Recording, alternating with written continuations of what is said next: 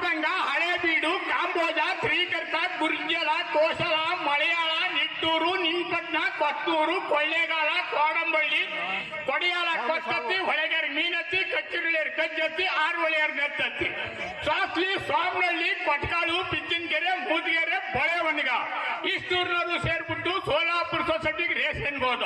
Solapur society ಒಳಗೆ ration ಕೊಡ್ತಕ್ಕಂತ ನೌಕರಿದಾರರು ಊರ್ಗೌಡ ಕಳ್ಳ, secretary ಸರಿಯಾದ ಕಳ್ಳ, ಬಿಡಿಒ ಬಲ್ವತ್ ಕಳ್ಳ, ಎಇಒ ಹೆಕ್ಕ ಕಳ್ಳ, ತಹಸೀಲ್ದಾರರು ತಾರ್ಸಾಡ್ಬಿಟ್ರು, ಸೇರ್ತಾರರು ಸೇರ್ತಿ ಹೋಗ್ಬಿಟ್ರು. ಗುಮ್ಮಸ್ತ ಕುರ್ರಂದ ನಂಬರ್ ನಂಬಲಿಲ್ಲ, MLA ಹೇಳಲಿಲ್ಲ, ನಮ್ಗೆ ರೇಷನ್ ಕೊಡ್ಲಿಲ್ಲ. ರೇಷನ್ ಕೊಡದೆ ಹೊತ್ತಲ್ಲಿ ಆಗ ನಮ್ಗೊಂದು ಬೋಟ್ ಕಾಪ್ ಹಾಕ್ಬಿಡ್ತು. ನಾವು ಅತಿ ಜಬರ್ದಸ್ತ್ ಮಾಡ್ದು. ಜಬರ್ದಸ್ತ್ ಮಾಡಿದ್ರೆ ಕೊಡಗಲ್ಲಿಯರು ಕೊಳ್ಳಾಡ್ಕೊಂಡ್ಬಿಟ್ರು. ಹೊರಗಲ್ಗಡ್ಡ ಓಡಬಿಟ್ಟು ಚಿಪ್ಟು ತಿರಿಕೊಂಡ ಕಚ್ಚಿನ ಕಚ್ಚ ಬಿದ್ದಾಯ್ತು. ಮುಟ್ಟಾಳಿತ ಮುಟ್ ನೋಡ್ಕೊಂಡು ಎತ್ತವಾಡಿತಾವ್ ಎತ್ಕೊಂಡು ಕಬ್ಬಾಳ್ತಾವ್ ಕಟ್ಕೊಂಡು ಕಬ್ಬಾಳಿನಲ್ಲಿ ದೇವ್ರ ಕಾರ್ಯ ನಡೀತಿತ್ತು. ಅಲ್ಲೋಗಿ ಊಟ ಕೇಳ್ದು. ಊಟ ಮುಗ್ದೋಯ್ತ್ರಿ ಅಂದ್ರು.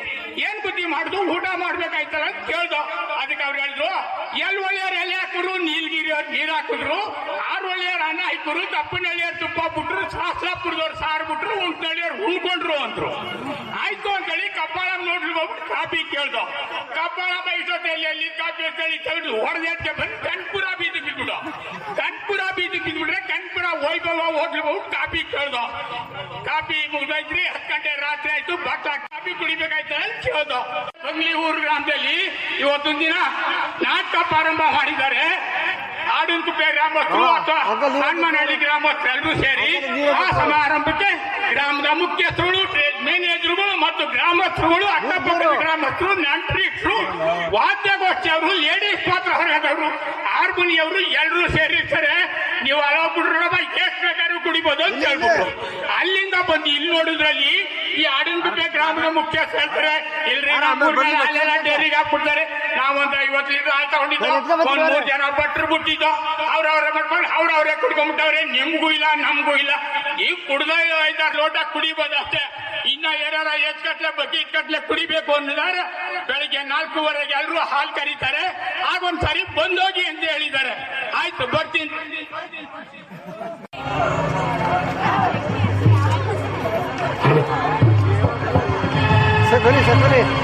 ಶಕುನಿ ಸೋಮದ ರಾಜ ಅಂದು ನೀರ ದುರ್ಯೋಧನನ ಬಳಿ ಕೊಟ್ಟ ಮಾತನ್ನು ಬರತೆಯ ನಿನ್ನ 101 ಮಂದಿ ತಪ್ಪದನ್ನು ನಿರಾಹಾರದ ಕೊಂದ ದುರ್ಯೋಧನನ್ನ ಸಂಹಾರ ಮಾಡುವುದಾಗಿ ಪ್ರತಿಜ್ಞೆ ಮಾಡಿರುವೆಯಲ್ಲ. ಏಕೆ ಸುಮ್ಮನಾದೆ? ಏಕೆ ಸುಮ್ಮನಾದೆ? ಹೇಳು.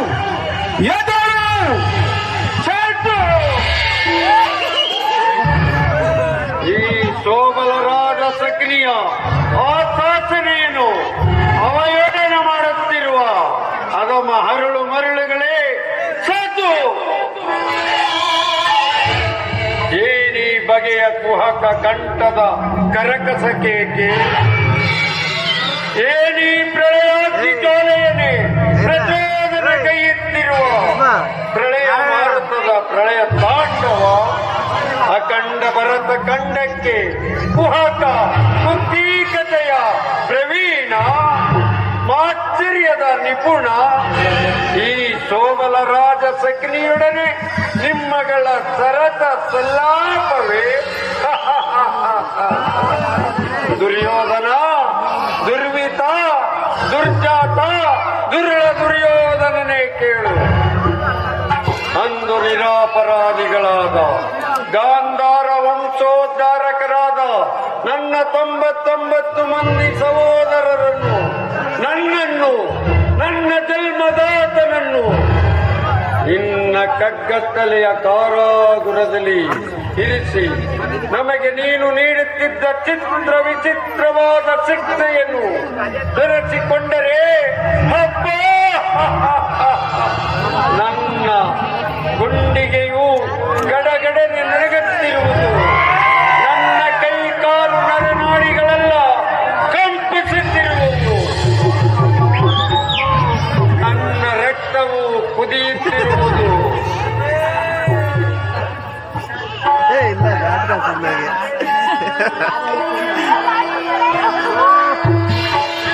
ಹಲೋ.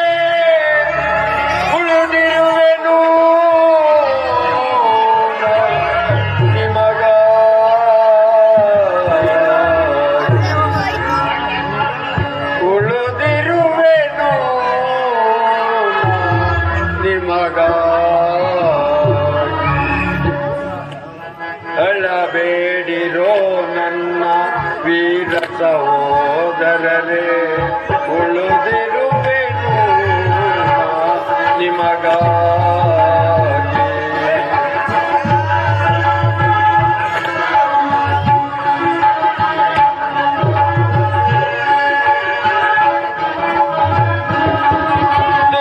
ದುರ್ಯೋಧನ ಮಾಡಿದ ಮೋಸಕ್ಕೆ ದುರ್ಯೋಧನ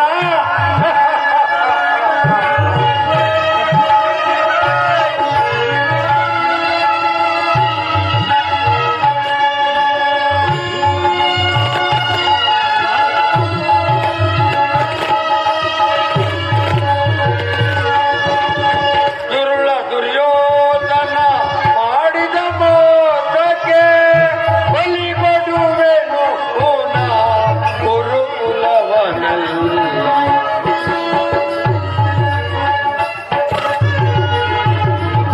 ಬಲಿ ಕೊಡುವೆನು ನಾ ಗುರುಕುಲವನಲ್ಲ. ಅಳಬೇಡಿರೋ ನನ್ನ ವೀರ ಸಹೋದರರೇ, ಉಳಿದಿರುವೆನು ನಾ ನಿಮಗಾಗಿ.